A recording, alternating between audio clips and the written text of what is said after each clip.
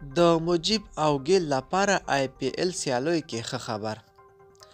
د هندوستان تجارتي لیګ د تېرې سپټمبر میاشتې له 19مې نیټې څخه پیل شوی دی او تر دې دمه جریان لري او تمه ده چې دا لیګ به د نومبر میاشتې تر 10مې نیټې پورې دوام وکړي.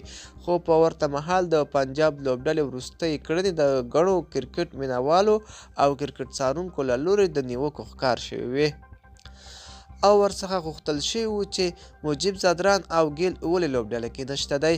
نو پر همدې بنسټ د یادې لوبډلې روزونکی وسیم جعفر تازه معلومات ورکړي دي او ویلي دي چې موږ نه غوښتل چې په هره لوبه کې مجیب او ګیل ولوبېږي ځکه دلته ډېر هندي لوبغاړي وو. خو نوموړي ویلي دي چې دا دواړه افسانوي لوبغاړي به ډېر ژر د سیالیو ډګر ته راښکته شي او په سکواډ یا نوملړ کې به شامل کړای شي.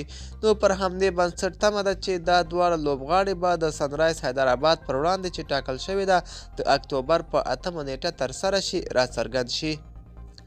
وسیم جعفر داسې وویل چې دغو دواړو لوبغاړو په نټ یا جالونو کې ښه او په بشپړه توګه تمرینات ترسره کړي وو او په بشپړه دوی چمتو دي. زه باوري یم او تمه لرم چې دوی به ژر په سکواډ کې شامل شي. پنجاب لوبډلې سره د افغان لوبغاړي مجیب الرحمن هم مل دی خو تر دې دمه پورې په لوبډله کې د لوبېدو فرصت نه دی ورکړل شوی او تمه ده چې په راتلونکو لوبو کې به دا دوه افسانوي لوبغاړي راڅرګند شي.